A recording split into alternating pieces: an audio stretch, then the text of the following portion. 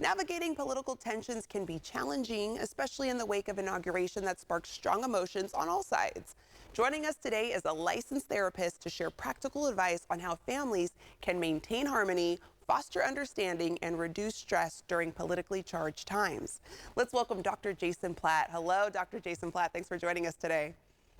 Hello, good morning. Good morning. Okay, so can you tell us how does political tension impact families and relationships?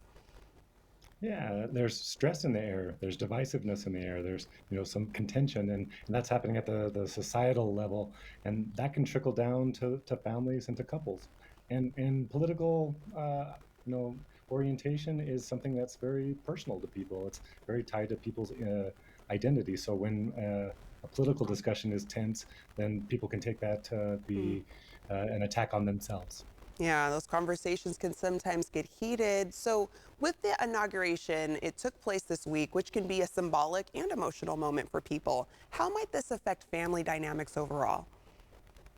Well, for some people, it's giving them hope, and for other people, it's opening up sadness and stress. And so that's particularly challenging when the same thing is happening within a family. One person's feeling one way and one person's feeling the other. So it can lead to arguments or just more tension in families. Yeah, I think it's understandable. There's going to be differing views amongst people in general. So, what steps can specifically families take to have healthier political conversations moving forward? At least try to focus on what are some of the common things that you like, shared values, some things that you do agree about.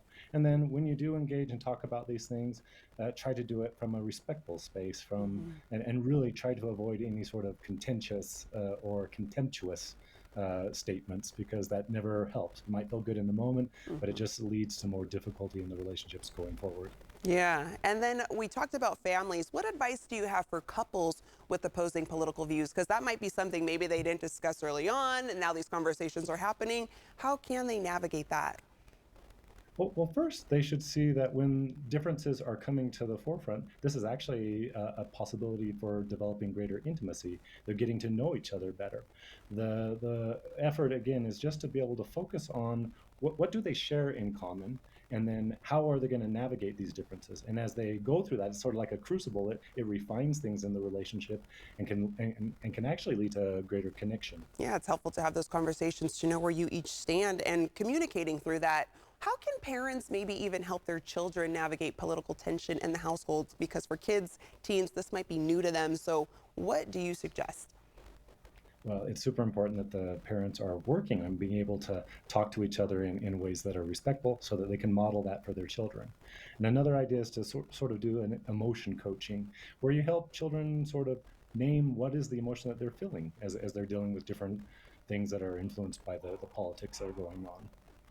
And then, what are some practical ways to reduce political stress at home, Dr. Platt? We've got to sort of limit the exposure that we have to divisive information, and to also make sure that our whole entire relationship isn't based on these, and that we're doing other things. Like, we need to make sure now it's more important than ever that you're doing some fun things or things that you enjoy together, that are outside of the political tension that's going on. And with these conversations happening, and say there is still conflict, maybe there is still some tension, is therapy a good way to continue those conversations with a professional that can help assist? I absolutely believe that's important. That's one thing. Talk to a therapist. Talk to trusted friends. Talk to people who have navigated similar situations. I think talking about things is always one of the most important things that we can do. Dr. Jason Platt, thank you again for joining us. And to request a therapy appointment, you can visit the American Association for Marriage and Family Therapy website at aamft.org.